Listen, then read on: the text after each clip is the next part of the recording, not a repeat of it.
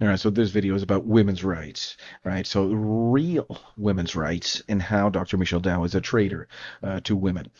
So Dr. Michelle Dow, like many others in the industry, pretend to be a champion, to pretend to champion women's rights, but in reality, she is actively betraying women by deceiving them about their reproductive health. True women's rights are not about blind allegiance to an industry that profits off misinformation. They are about truth, education, and empowerment. So real women's rights begins with truth. Women have the right to accurate, unfiltered medical information. Any doctor who withholds the reality of how hormonal birth control works, especially its abortifacient effects, is violating that right. So she is not explaining about how the embryo, which is the baby boy or baby girl, will be conceived and at the very natural and healthy stage of development, which is the implantation into the womb. The baby will die. And so she's not explaining that, and she knows it. She must know it, and if she doesn't know it, then that's even worse because she's, uh, writing prescriptions not even knowing what it does. So, but she certainly knows it, and she's lying to these women, saying that it does not, that it, she's saying that it suppresses conception and it prevents the conception, but the conception is certainly here, right? There's a baby is here. There is a baby, and the baby is very, very precious and valuable. But the baby will die because of Dr. Dow's lies, right? So a true advocate for women's rights would ensure that every woman understands the full risks and ethical implications of what she is putting into her body. So her body, her choice. Well, sure, it is. It absolutely, absolutely is. So if you can get that informed consent, and the current law does give that woman the right to that drug. I would say it's very unfortunate that it does, but if she really were to understand that this drug will kill my child, there would be a whole lot less deaths, right? So that we want to hopefully will save the life of at least one baby. We should be able to with these videos here. The idea is that we should advocate for women's rights, and it's anybody that will understand what I'm saying will truly truly agree with me. So instead, Dr. Michelle Dow serves the pharmaceutical industry over her own patients. She's not serving women's rights at all. She's serving the pharmaceutical industry. So women have the right to informed consent. The most basic principle of medical ethics is informed consent. How can a woman truly consent to birth control when she is never told that it can kill an already conceived child? Right? The industry uses deceptive language like preventing pregnancy, or they say, well, it will fail, the blastocyst or the zygote will fail to implant, and other types of deceptive language, while hiding the fact that conception still occurs and the embryo dies, or the small boy or the small girl dies at implantation as a result of implantation failure. This is fraud. This is medical malpractice, and this is a violation of women's rights. She is a traitor to women. She's a traitor to the Acadians, right? It's truly, truly mind-blowing what is going on here. So women have the right to be educated, not manipulated. Right? True empowerment comes from knowledge, not from being force-fed a narrative that serves corporate profits. Women are not given the full picture. They are duped into believing that birth control only prevents conception.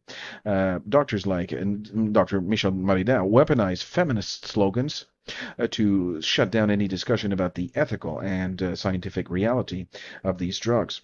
Any women's rights movement should expose these fraudsters, not protect them.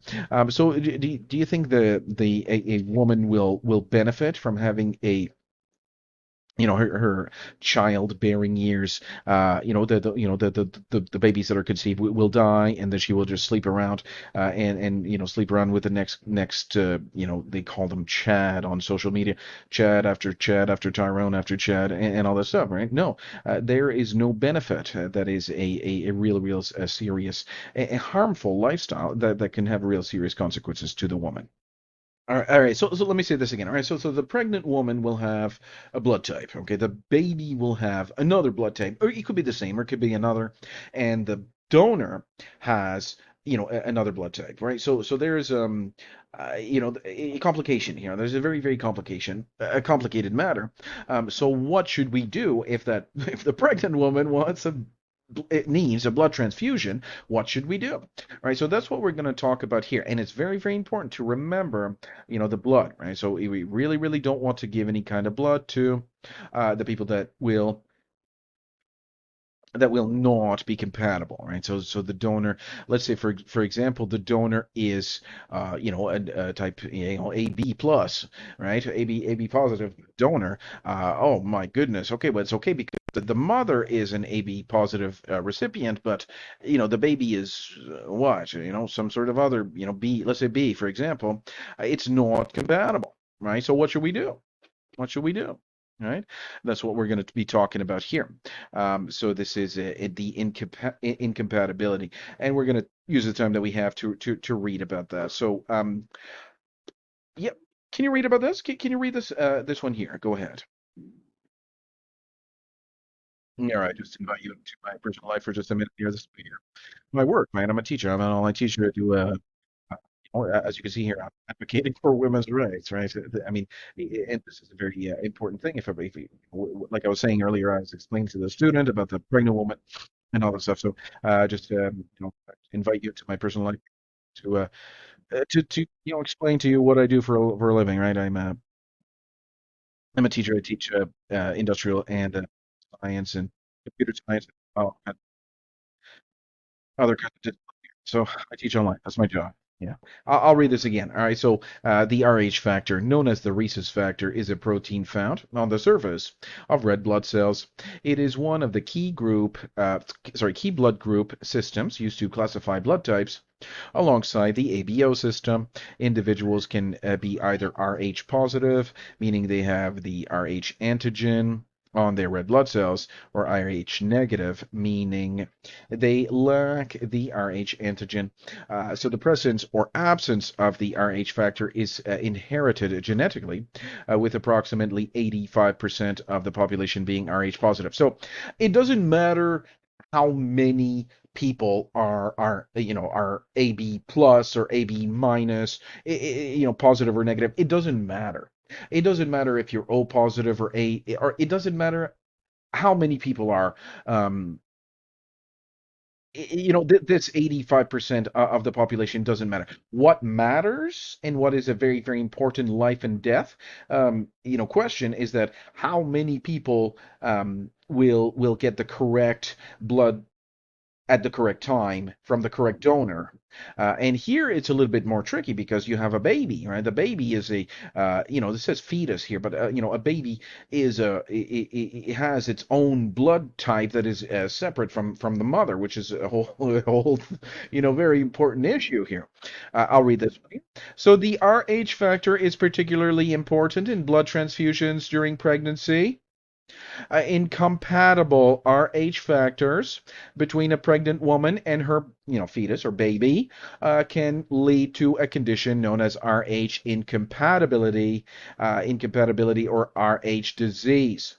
So if an Rh negative woman carries an Rh positive fetus, her immune system may produce antibodies against the Rh antigen, potentially causing hemolytic disease of the newborn in subsequent pregnancies.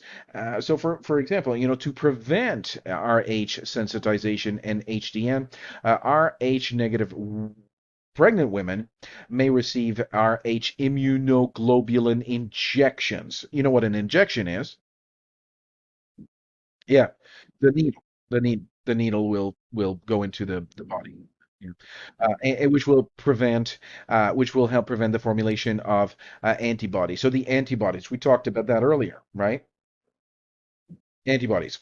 Okay, so we'll prevent antibodies because you don't want the antibodies to fight against the blood, because I mean,